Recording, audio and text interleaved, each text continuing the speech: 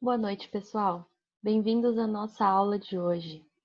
Hoje é dia 27 de abril e hoje na nossa aula a gente vai falar um pouquinho sobre desenvolvimento de novos produtos. Na última aula a gente estava conversando um pouco sobre química, sobre desenvolvimento de medicamentos ou de substâncias, de moléculas. A gente falou sobre alguns conceitos básicos da química, né? O que é um átomo, o que é uma molécula, o que são reações químicas. E hoje a gente vai aplicar isso um pouquinho mais à ideia de desenvolvimentos de medicamentos, ok? Então, vamos continuando, né, essa matéria, esse conteúdo.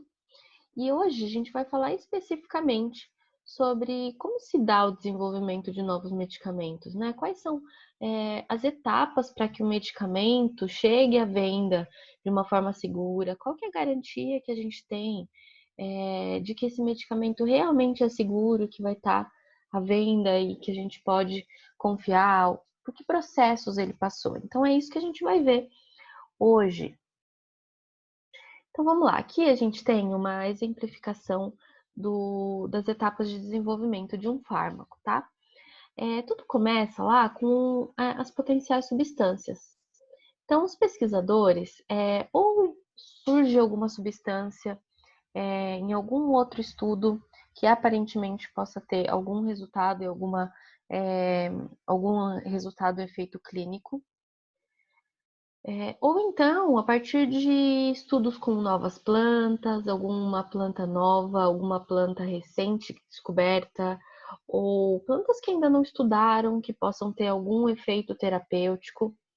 Então, são recolhidos extratos dessas substâncias, ou mesmo sintetizadas substâncias novas, que vão ser estudadas, tá?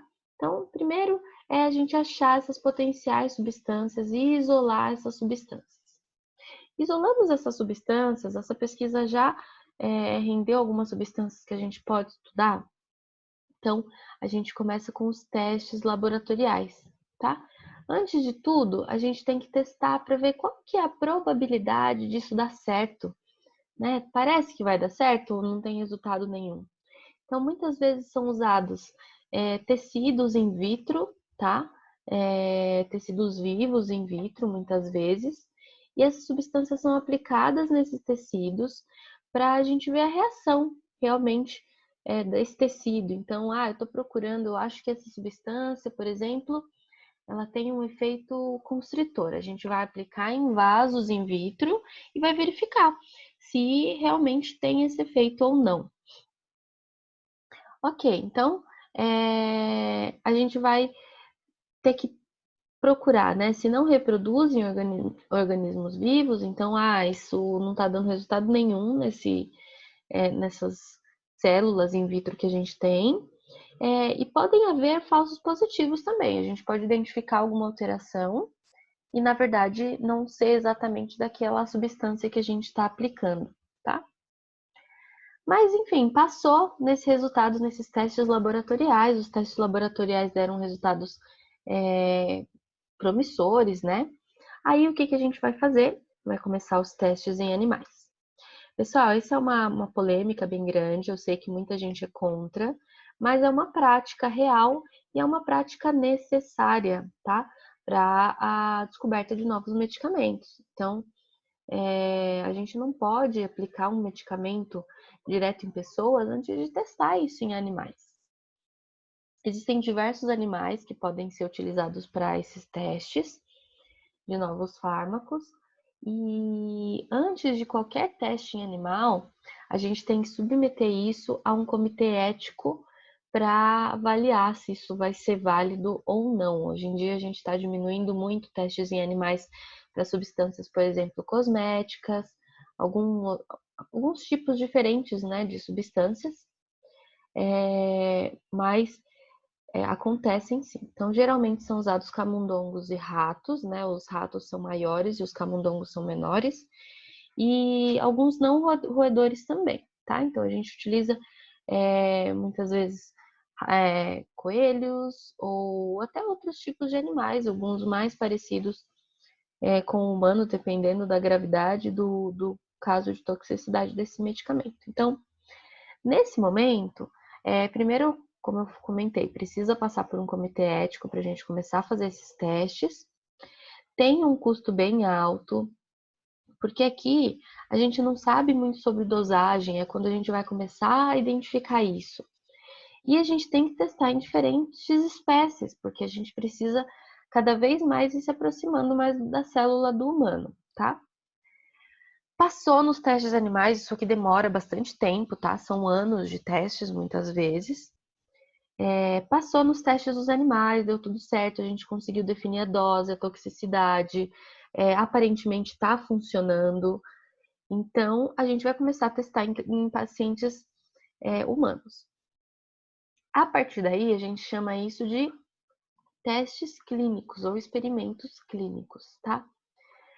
Como isso funciona? Primeiro, a gente testa em indivíduos saudáveis voluntários. Então, são pessoas dispostas a testar o medicamento e essas pessoas precisam ser saudáveis, porque a gente precisa avaliar a toxicidade, a gente precisa avaliar o efeito nessa pessoa.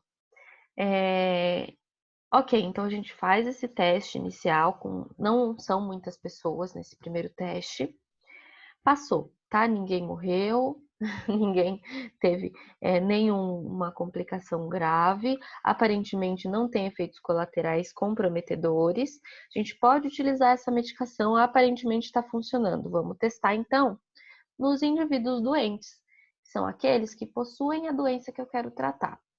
Então, a gente vai tratar esses pacientes que não que estão doentes, no caso, né? E ver se o medicamento realmente está funcionando para aquela doença que eu estou querendo tratar. Então, a gente faz em um grupo menor, tá? Primeiro, tem que ser mais de 100. Então, casa de 100, 200, 300 pessoas, depende. Então, tratamos nesses indivíduos selecionados, deu tudo certo, tá funcionando. E isso tudo, gente, é feito com estatística, utilizando também placebos, para ver se não é um efeito psicológico, ok? Então, ok, funcionou, a gente está com um resultado bacana dessa medicação. A gente vai testar num grupo maior. Aí já é um grupo bem grande, que a gente precisa realmente finalizar o desenvolvimento desse produto para já logo depois ir para o mercado. Fez os testes, fez as anotações de todos os efeitos colaterais não graves que aparecem, a gente vai começar. Passou pela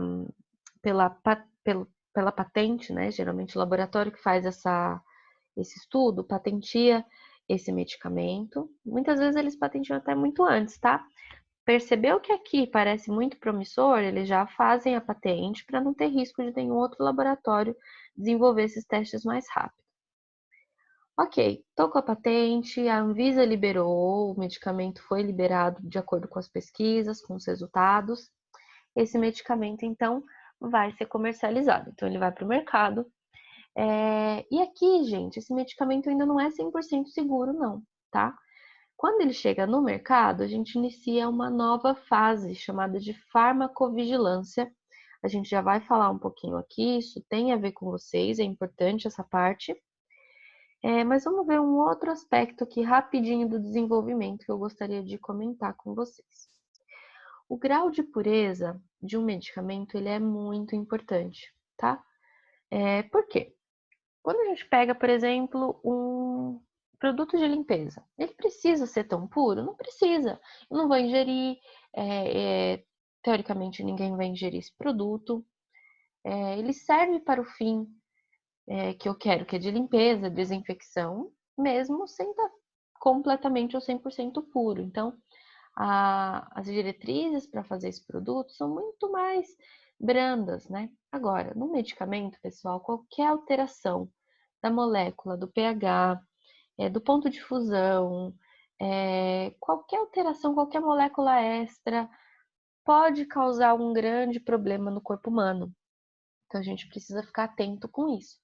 Por isso, para a gente conseguir o resultado que a gente quer, que é um fármaco puro, o mais puro possível, ou puro o suficiente para fazer o efeito, sem contraindicações indesejadas, a gente precisa de insumos ou materiais para fazer esse fármaco puros também. Por isso é muito importante o cuidado, né, da onde está comprando, as análises microbiológicas desses produtos, as análises físico-químicas desses produtos antes de fabricar um fármaco. E é daqui que eu estou falando, pessoal, farmacovigilância, que é o que tem a ver com vocês, é quando um fármaco sai e vai para o mercado. O que é isso? Farmacovigilância, professora, o que é isso? A farmacovigilância é de responsabilidade de todo profissional da saúde. E o que quer dizer isso? É o estudo que se faz depois do medicamento já no mercado. Por quê? A gente testou com muita gente, mas quem vai usar são muito mais pessoas. E pode ocorrer algum efeito colateral diferente nessas pessoas. Pode acontecer desse medicamento ter provocar alguma coisa diferente nelas do que no teste, do que a gente não conseguiu pegar no teste. Então, o que vai acontecer? A gente, como profissional da saúde, o paciente relatou para a gente algum sintoma, algum problema que ele teve, a gente tem que reportar isso para a Anvisa, tá? Então, tem lá os canais corretos para fazer, para passar as informações da farmacovigilância. E qualquer efeito colateral, qualquer reclamação do paciente ao utilizar aquele medicamento, diferente do que já está reportado na bula, é nossa responsabilidade fazer reportar, né? Fazer enviar à Anvisa essa informação para que seja adicionada ali nos estudos desse medicamento, ok? Então, depois de algum tempo, esse medicamento vai ser considerado completamente seguro para a gente utilizar. É isso aí, pessoal. Essa aqui é a parte 1. Hoje a gente tem só mais um vídeo e a gente se vê lá no nosso grupo. Até já já!